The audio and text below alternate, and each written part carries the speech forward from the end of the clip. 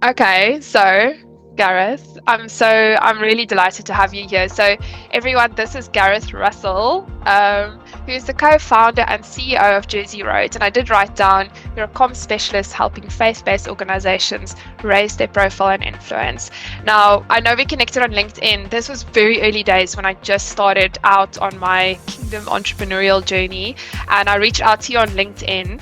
And I think the reason why I did that is because you honestly have such bold bold voice, I would say, in the marketplace on LinkedIn from everyone that I could see posting on there, because obviously I've got a massive mix now between secular and kingdom people, because everyone just adds you, no one really adds your business page or whatever, so I've just even deleted that. And so we almost crossed paths at CV Digital Day, which we were both there but just didn't get to kind of connect with each other, and here we are a couple of months later. So Gareth is also, as I said, on social media, literally it feels like one of those influential voices. You're extremely connected. I feel like I'm seeing you everywhere and anywhere with any kind of big names within the faith circles. So we haven't actually had an introduction call, and therefore I think I'm excited to kind of hear the story from scratch, and it's as new and fresh for me as anyone listening right now. So Gareth, welcome. I'm so thankful and humbled that you've agreed to come on my podcast. This is amazing, and I praise God for this. So Gareth, now that we've met, actually not on a LinkedIn chat, but physically for the first time on Zoom, tell us more about your story, just your faith story, your business story. How did you get to where you are today? I'd love to know.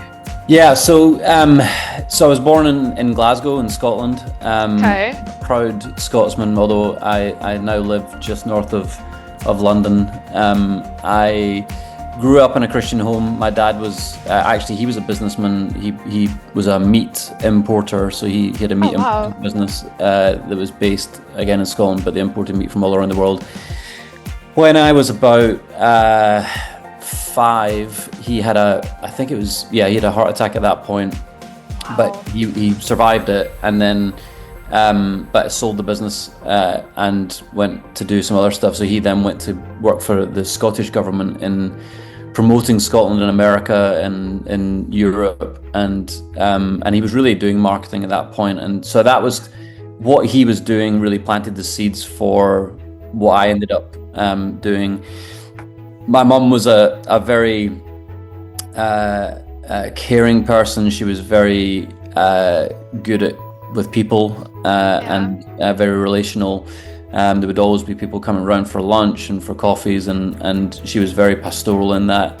And so I kind of got a bit of both worlds, the kind of some of the strategic business stuff, but also a love for people and a love for kingdom ministry in that period. So my dad, as well as being a businessman, was also leading, he was on the board of various Christian ministries. Wow. And then I was a bit of a surprise. So there's 13 years between me and the younger of my sisters, and then 17 years between me and my other sister.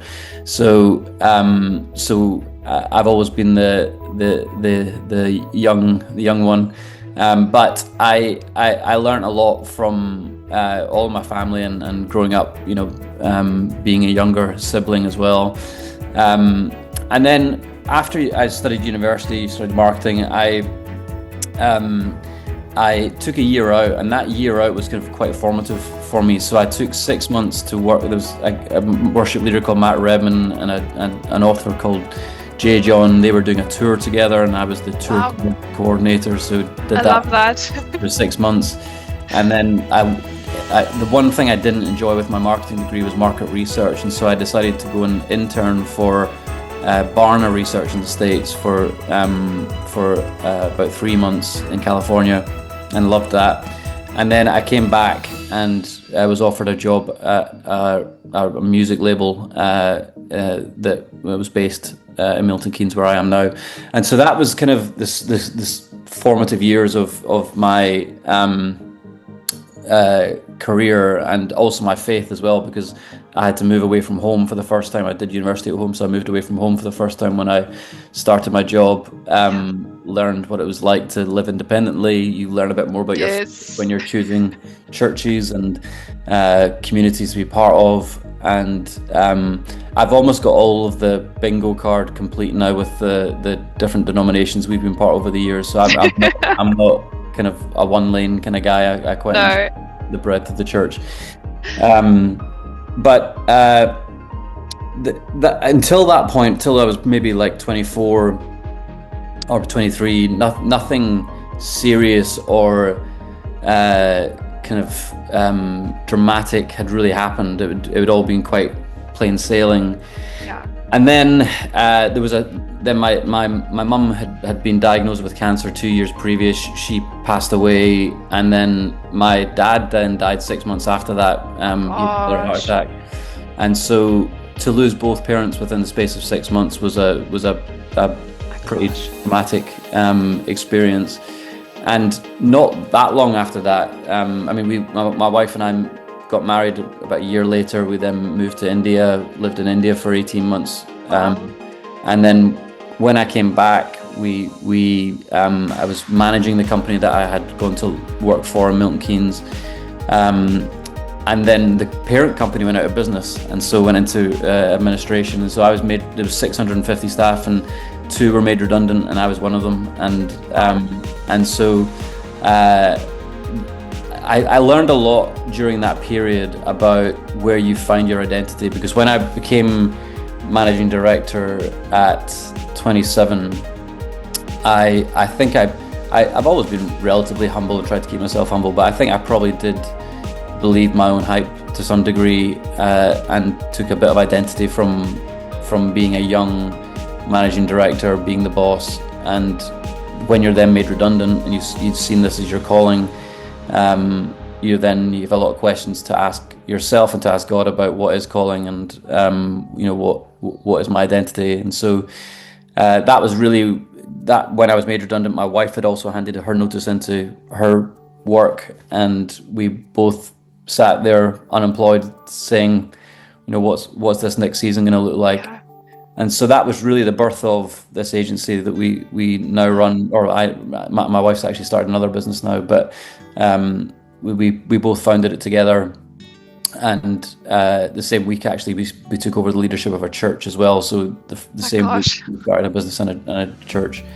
And for 8 years led that church alongside the business, and then handed that over a while back. But that was a number of decades in a very short space of time. But that was kind of the story towards the founding of Jersey Road. Wow. So yeah, I love these sessions, because I always feel that God really weaves in conversations and life journeys and all these different things just to bring it to this divine appointed time for me to ask the questions that's really related to my own life. And so when you were talking about,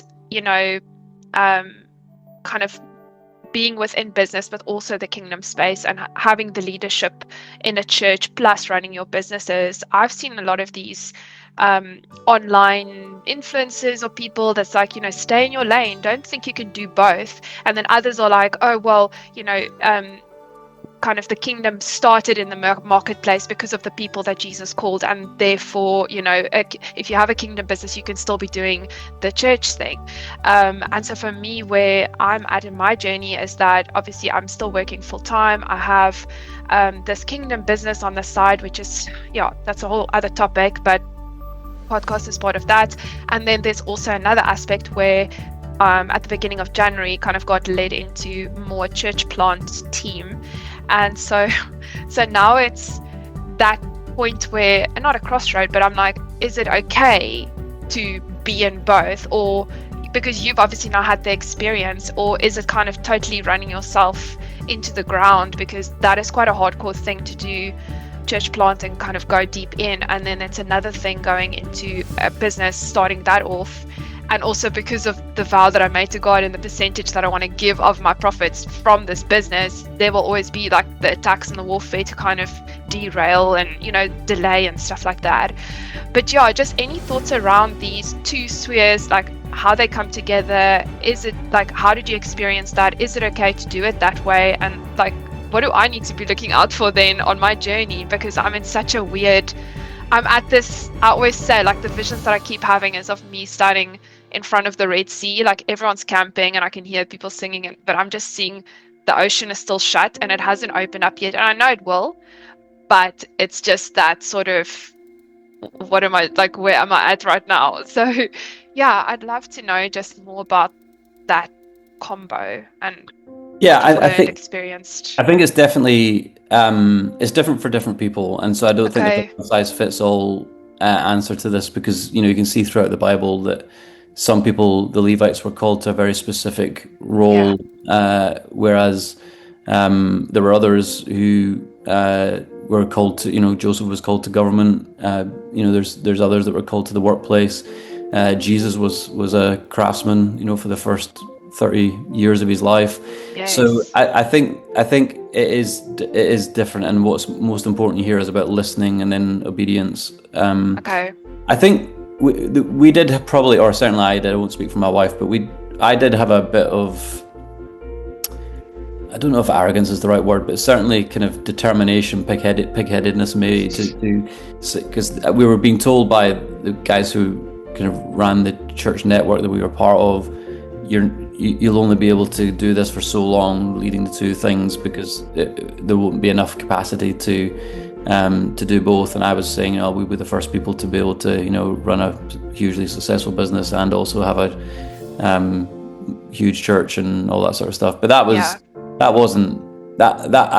wasn't realistic. And I think really Okay. what probably, when we were leading the church, it probably was the church that flourished most during that time. It was because during that time it was only Andy and I, my wife and I, that were in the business. Yeah. So we weren't really looking to grow the business. We didn't really have the headspace or the capacity to think about how do we it was more about just paying the mortgage and getting things done that needed done. We had some great clients, and we still do have some of the clients that we worked with then. Yeah.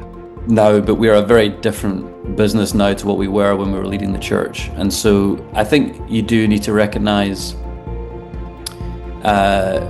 where your gifts are. I think you need to recognize where your capacity is. Some people have more capacity than others. And what I really found was hugely important was having a great team around me, and particularly in the church at that time, that we delegated a lot of stuff, and the church operated because of people being empowered to get on and do it. It wasn't a central authoritarian structure. It was very devolved and empowering, I think. And it meant that I couldn't do everything that every church leader, does, but I could do the bits that I was good at and had the capacity for. Yeah. But we also knew that was only a season. We always knew that the church leadership was just for. We thought it was going to be 5 years. It ended up being 8 years. Wow. But we also knew that at some point we'd be handing it over, and we did hand it over. And we actually then got pregnant as well, because we had a whole journey of not being able to get pregnant for 10 years, and we were given a 1.4% chance of getting pregnant, and then we got pregnant. Praise God. Yeah. That's amazing. So, yeah. And so that kind of forced our hand in some ways to think about what do we actually, because we'd already handed over the church by then, so what do we actually want to do with this business? Because my wife was obviously going to go on maternity leave, so do we want to have a team? Do you want to start building a team? And we decided we did. I had a really good piece of advice at that point in the early years that was, what kind of lifestyle do you want? And that doesn't mean do you want to be rich and famous, but more, do you want a business that serves your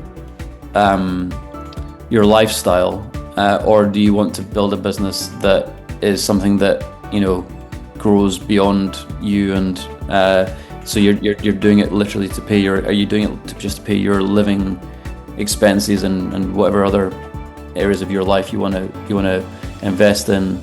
or do you want to build something that's bigger than that? And I think for us, we always had this bigger vision, and so we invested, in the team. Things then grew. We then hit COVID, and we had 5 staff members at the start of COVID, and at the end of the kind of 18 months or so, there was 14 in our team. And so we'd grown quite quickly during that period. Wow. And then we've continued to grow to some extent. We've tried not to grow too fast, but it's definitely been a journey of learning at different stages. And I think you also have to recognize when you are hitting your ceiling on your leadership experience or your leadership understanding, your leadership skills, and then investing in those areas to ensure that you're the right leader for the next season, or having an honest conversation about the fact that you might not be the right leader for the next season, that someone else needs to take it on from there. Yeah, I actually heard that similar comment from this one lady who sold a gym franchise in the US. I don't think she's a believer, but she did say that, whoever starts your journey with you doesn't mean they're going to be there, because they're not everyone can scale up. Like an accountant who can only manage this portfolio is not going to be able to manage, a massive bank size organization. So you need to kind of prepare, like the succession planning and things like that can even lead to a downfall of a business if you don't think about that. And the other thing that you were mentioning around, like obviously a blessing in disguise sometimes when, I want to say bad things, not bad things, like, God is control of your life if you are a believer. But, where you kind of then lose your job and kind of, okay, well, now what? That's sort of that tipping point or the pivot to kind of send you into your destiny. And this topic of identity, I feel like, is something that even today, because that's why I was laughing at the beginning of the call. I was making a note in my book. I was on a lunch and learn with another lady that was on my podcast. She runs these kind of free lunch and learns, and there was another guy on there. And so at the moment, I won't share the details, but I'm in really like a wilderness. I'm like in a storm, and I feel like I'm sitting on a rubber ducky boat at the moment in my life. And this guy randomly just said, because we were talking about, it was a well-being session, and I was asking, can you maybe come and present to my team at work, because we've, can bring anyone in for our team calls when you're supposed to lead. And then this guy said, you need to first stabilize who you are in terms of like your identity and like do healing and whatever before you can know what you're capable of. And then I wrote calling next to that. And so when you were saying about obviously now, your identity isn't something, or, you were kind of an MD and then, okay, now I need to figure out what's next for us. Like, how did you almost manage the identity topic? Like, how do you make sure that your identity is strong? Is it just that you just read the word and kind of hear what God says, or from a practical perspective? Because I think sometimes people are like, just get your identity strong and just work on your identity, but sometimes it's like, but how? Can you give me like 3 dots? Tell me how I must do that. I think what that process of being made redundant and even the process of not being able to get pregnant, and there's identity issues there as well, and not having parents, there's identity issues. Oh my gosh, there. yes. So there's a whole load of things that changed, I think, for me, what my identity was. But one of the things that did change was what I saw as my calling was less about what I do, and it's more about who I am. Now, I think for some people, calling is what they do, as in if you're called to the priesthood or you're called, to that type of thing, then I can see, that I don't want to diminish that in any way. But for me personally, just in my journey, I now hold whatever I do for a living very lightly, because I know that this might be over tomorrow. And so if it is over tomorrow, then my identity hasn't changed, because my job has changed, or the business I own has changed. So I think rooting your identity in something other than your job means that you're not going to be as thrown by the wind, I think, and that can be a dangerous thing, I think.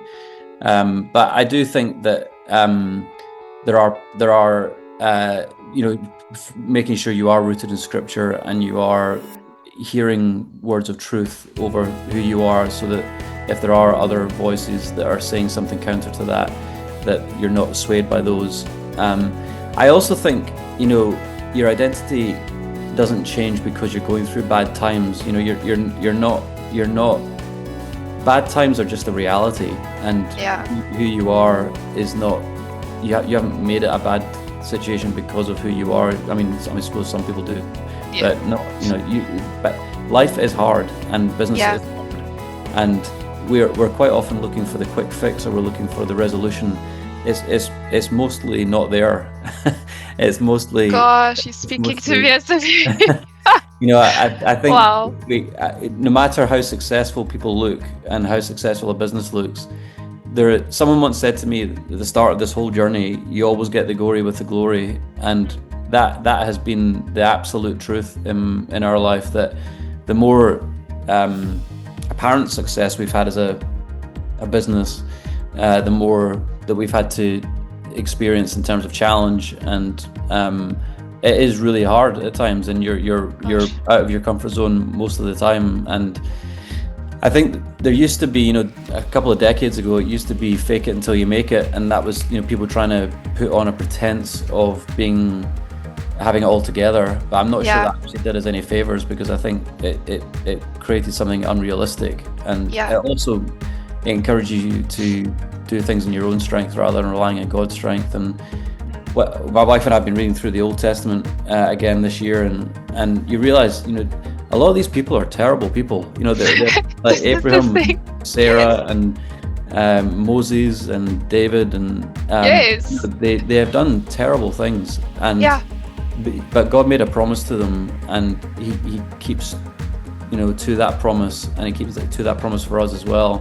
But it does mean that we can't sanitize if we sanitize the Bible, then we're putting a wrong expectation in our own life, and we will feel bad about ourselves because we're going through tough times. But it's one of the few things the Bible promises us is tough times. And so this is going a bit off script from where you're. No, I love it. I think running a business is really hard, and it doesn't. I've not seen success, whatever success is defined as, change that. I think it's just you have different challenges, but I also wouldn't do anything else. I've said to some people I think I might be unemployable now, because I'm not sure I could work for someone else. I love running a business. I love running an agency. I love running an agency that is telling kingdom stories, and it's what gets me up in the morning. But if it was all taken away tomorrow, then nothing would change about my identity, and that is the kind of solid foundation we have to be building our identity. And do you think, because obviously I always ask people this, because you can get secular businesses and you run it and you are a Christian owning a secular business, but having a kingdom business to me always feels like something that is not hard. I want to say harder in a way, because of, firstly, you've got obviously a resistance against that, right? Because the enemy is not just going to be happy or comfortable with you kind of going out and, glorifying the word of God or the name of Jesus. Have you experienced any of those sort kind of like resistance or warfare and things like that you could say, absolutely, I can feel and see that this is what it is? And is it just about then overcoming that? Is it just like, okay, just stay close to God, He's in control, we've already defeated, the enemy, we conquerors, we royalty, we already won. I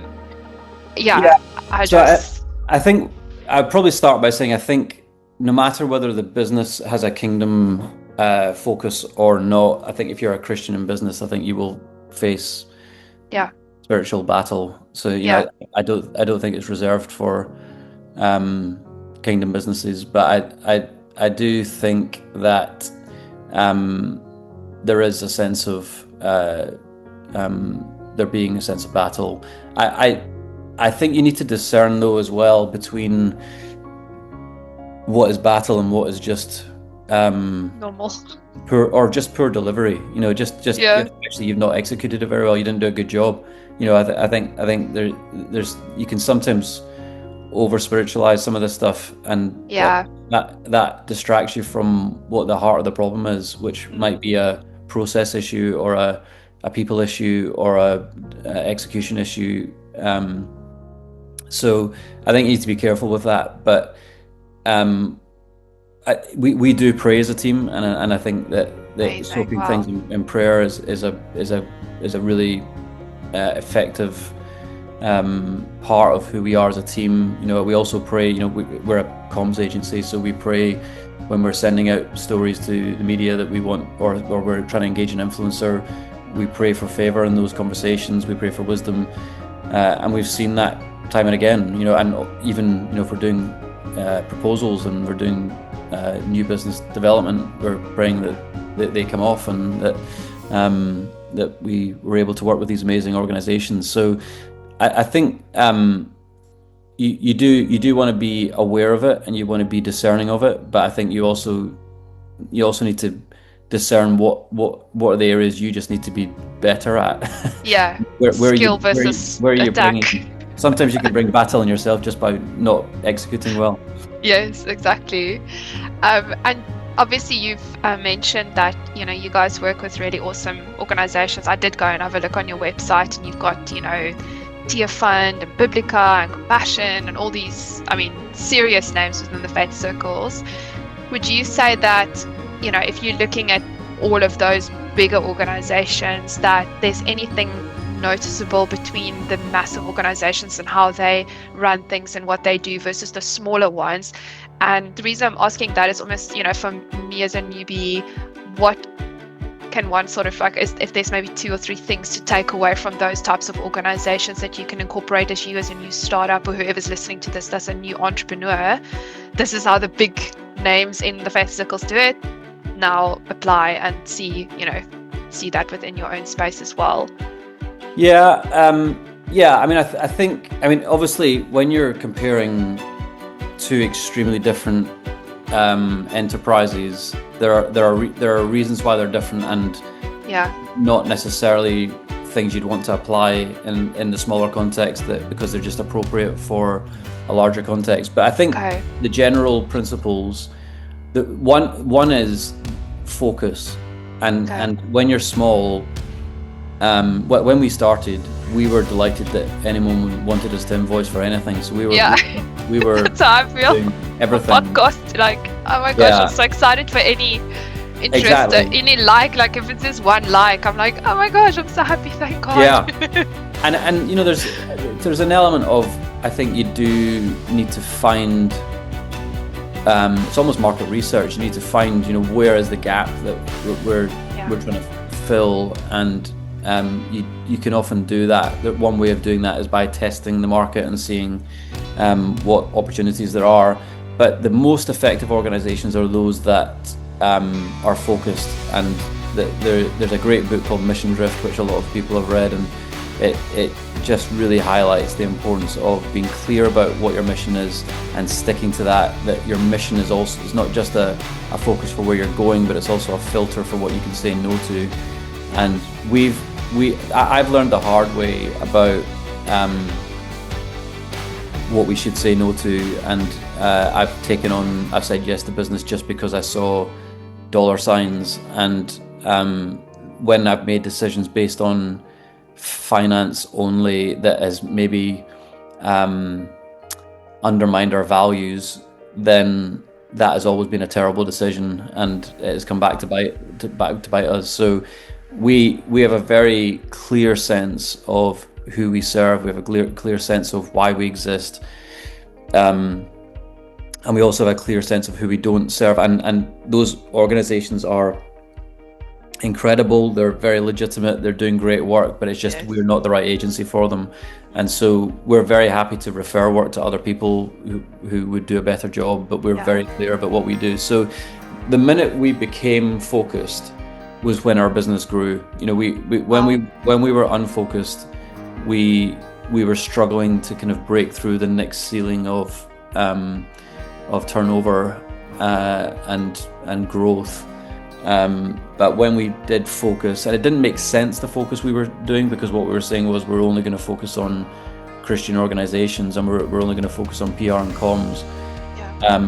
That doesn't scream a kind of viable business model, and that's why no one's done it before. And in the UK and Australia, where we also have an agency, there wasn't anyone else doing this stuff. There is in the States, but so I think focus. It feels scary, but I think it is really important. And once you define your focus, stick to it and make sure that it informs your decision making about how you want to grow. The other element probably is values, and being clear about your values. We've evolved our values over the years, so we're just actually about to express them in a slightly different way in the next few weeks. But I think your values, again, it's very similar to the focus, but they have to be embodied in the people you hire, in the processes you implement, in the business, the clients you work with, if you work with clients. And I think there is a real sense of, if you are values driven, then that should be how you differentiate yourself, and that can be any size of organization. That's amazing. I feel like that's something that even stands out where I work at the moment. Is just very much a focus now on the values, behaviors, culture, all of that, and weaving that into everything along with this new leadership program that's being developed. And so obviously you are a CEO, and CEOs have very busy lives, which is, I don't know, sometimes I'm wondering, like, how do you do all of that? So I want to know from you, as a CEO of like a well-established business who works with extremely influential faith-driven businesses or organizations, what almost like generates your joy and happiness and keeping the balance? You obviously have your child and your family as well, and your faith. What does that look like on a day-to-day basis, that you actually able to do it all and be successful and still have time for God and your family and everything else? Well, I think there's probably a question mark about whether or not it's successful right now. I think there are times where for me versus you. There are times where it feels successful. There are also times where it doesn't. But again, I think it's about priorities. I think as much as you can, whichever room you're in, being really present in that room and being distracted. I'm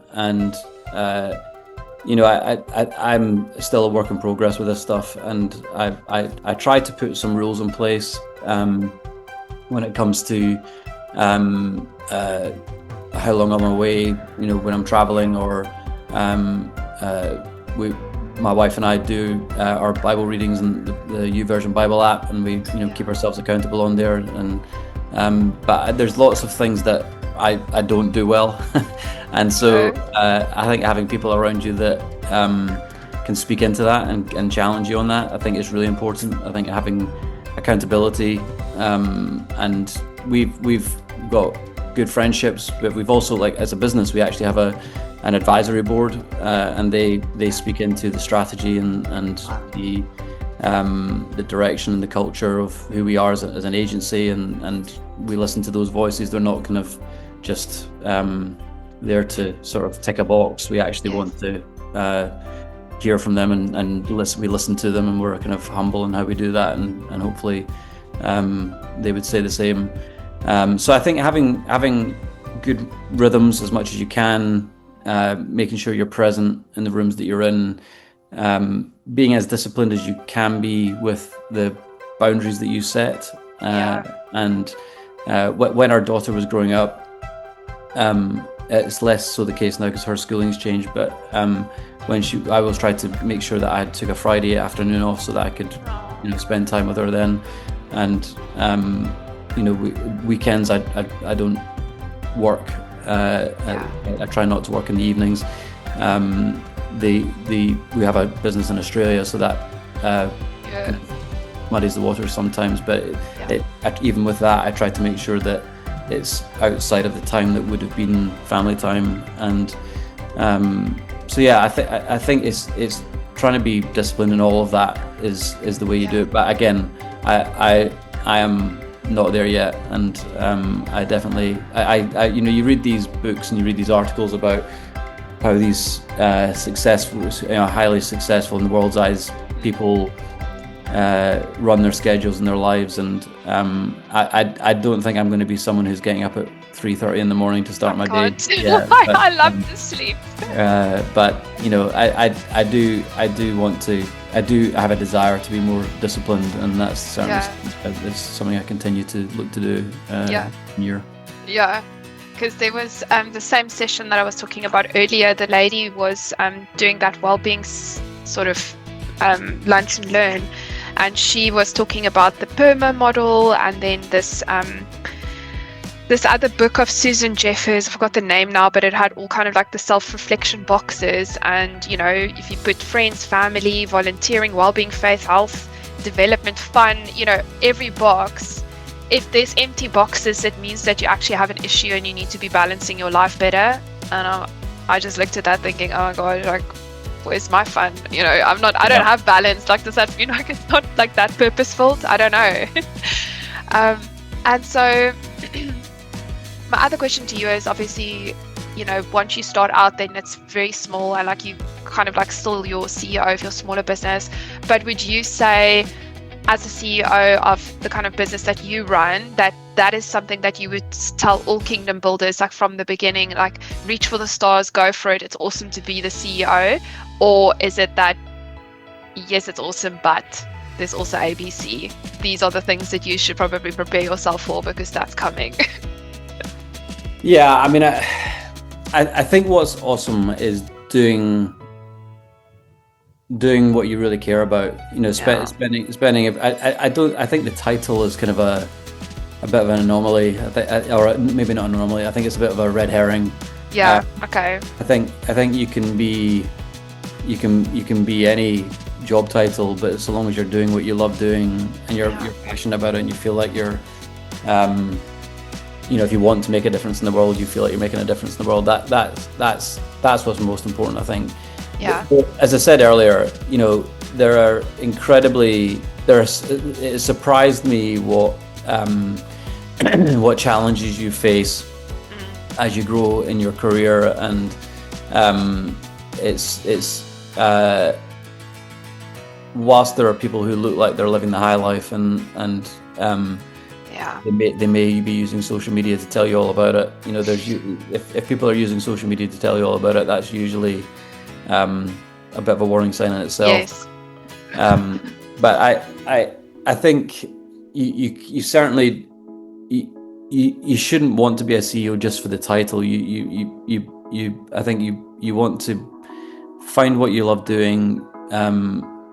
You know, really press into being humble. I feel like I'm out of my depth all the time. You know, I don't. You know, I think I've become more confident probably in trusting my gut and in articulating my thinking or my opinion on things, but it's always done in a way that I could be wrong, and I'm not scared about asking questions in a room where it looks like everyone else knows what the answer is, because the more I've done that, the more I've realized that most people in the room didn't know what the answer was, and totally. It just someone just asked the question. But I enjoy being out of my depth. I enjoy being in situations where I do feel like the least smart person in the room, or at least certainly the least aware of whatever's been discussed. But I've learned more in those spaces than I have anywhere else, and I think there is always a danger. I think when you're not putting yourself out of your comfort zone, that you become complacent, and that complacency starts with you, but it can then impact your ministry or your business or your family.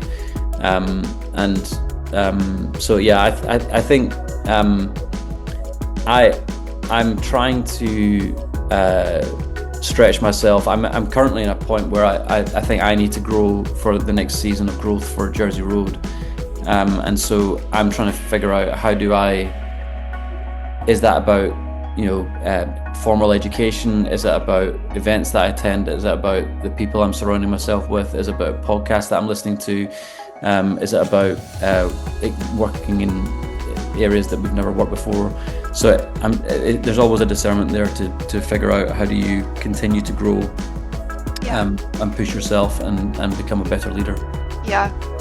And curiosity is definitely a topic that most entrepreneurial podcast sites, people that I speak to, they'll always say it doesn't matter like what you don't know, because like you said, a lot of people in a room would also not know, and they'll just be too shy or don't like have the boldness to ask. That's why I said you really come across as a very bold person even before I met you on social media. And just do it, like just ask the questions, just ask the people, because it doesn't matter if people say no, or even if I'm thinking about the podcast, people that I'm asking to come on, if people say no, they say no, it's fine. Right. Just go to the next person, because the right people will be connected with you, and that is what God intends. It's not that you need to go and be kind of feel sorry for yourself or be offended or whatever, because that's even the enemy's biggest weapon is offense. So just move on from that. Just stay humble, keep asking, keep loving, and like the passion and curiosity, and just love what you do. And so probably my last question to you is, what are you most excited about then for 2026? I mean, a lot of churches, I don't know, obviously you said you've been in a lot of different denominations, but from a prophetic perspective, everyone's like, this is the year of heaven on earth. This is the year for the Christians. It's going to be a big year. So much awesome stuff going to happen, linked to the Hebrew calendar. So yeah, I just love to know, like within your faith walk and for Jersey Road, what does that look like this year? Yeah, I think we last year was a really challenging year. It was there was a lot of things we had to navigate that were hard for others and hard for us, and it was a really challenging process. And I think this year I'd like to. When you go through those difficult times, often of transition, and especially in building a business, you've got to think about what is the infrastructure for the next season, what are the processes for the next season, what are the systems for the next season, what does the culture look like, who are the right people for the next season, what's the strategy for this next season. I think a lot of that work has been done in the last couple of years for us as a business, and I think what I'd like to see is I think we're starting to see some of the fruition of that, and I'm looking forward. I don't know really where this will take us. I think I know people have 5-year plans, and I know people have 10-year plans. I'm not sure the way that AI is developing, the way that other trends are developing. I'm not sure any of us really have much of a clear idea of where that's going. But I want to be able to enjoy that journey. I want to be able to love my family well. I want to be able to go deeper with God, and if external things happen that bring even greater encouragement, then great. But again, I think even if they don't, it's like Shadrach, Meshach, and Abednego. I believe God's going to come through, but even if He doesn't, I still believe who He is, and so. I think this year I want to grow as a person. I want to grow as a father. I want to grow as a business leader. I want to grow as a husband. And I think there's been many years where I've hoped that will happen, and then life's got busy and all that. But I think this year I can, there's a bit more deliberacy about it all, and I feel like that. I'm hoping that I will benefit from that, but I hope that people around me will benefit from that. And that at the end of the day, the business that we run is very little to do with me. It genuinely is. If you hire right, if you have good culture, you do good processes, then your reputation will be built by those around you, and we're very grateful that Jersey Road has a good reputation, but it's not down to me. And actually, if I was the one doing the work, then it would be a very different reputation. The work delivered incredibly by a very capable team and people who are really passionate about what they do, and I love working with as well, and that in itself is a real joy that I get to work with people I enjoy working with, and so I think that it's a bit of a vague answer to your question, but I think focusing on just this next 12 months, focusing on what we are being called to, and then if God does stuff in the wider picture, great. As I'm sure He's always doing, but always. It's just we want to follow Him rather than Him. Well, He can't follow us, but it's certainly a bit like Moses. We don't want to go unless He's leading, and that's. I think we just want to be increasingly discerning about that. Yeah, exactly. In my mind, when you were talking about this year, I just feel like I saw almost a flower pot, and just like just the word flourish is what I keep hearing or seeing, just the growth of flowers or like a harvest or something. So I pray that God really just blesses you guys and do amazing things, which I'm sure it will. I mean, you've got a crazy network and everything going for you. It's just, and God, it's heaven's backing you, so why not, right? So just last one then, Gareth, what is the best way for people to connect with you from Kingdom Businesses? Is it LinkedIn or your website, just to whatever, if they want to support you? And LinkedIn is probably the best. I don't really use other social platforms much, so I really enjoy LinkedIn. It's a great keep going. I love it too, seeing your posts. That's probably the best place. I mean, you can go on the website as well, and there's stuff on there, but even the Jersey Road, so we have a Jersey Road LinkedIn page, and then we have a Jersey Road Australia LinkedIn page. But both of those are worth following, and then I'm on there too, so amazing. Perfect. Oh, Gareth, so thankful. Honestly, I just feel very humbled and thankful that you came on my podcast, and I'll share the links and stuff with you, and just let you know when I've posted it, and that if you want to look back and watch yourself do your interview or share it on with anybody. That'll be amazing. And I hope you have a lovely week further. And again, just thank you so much. And hopefully, pleasure. You never know, your next massive client might be from someone sharing with someone. Well, or the breakthrough. You never know. God uses like a random person that then connects you with someone, and then that's your breakthrough, or I don't know, a new business collaboration, or I don't know. I'm not speaking prophetically now. I'm just speaking. In general, like how God operates, because He just even at the moment in this crazy season, it's like He just keeps sending these people coming out of the woodworks, like people that I was connecting with my podcast, and then all of a sudden they're here, and then they're helping me with stuff. I'm like, what? This is crazy. It's the way it works. Just divine. It's like the Jabez prayer, it's like the one real way I saw, don't pray that lightly, because if you're gonna pray bless me indeed, send the connections north, south, east, west, the presence with you, and keep the enemy at bay. God hears. He's gonna do it. Absolutely, it's gonna happen.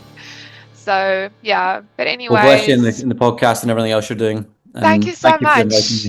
Thank you so much. I'm so appreciative.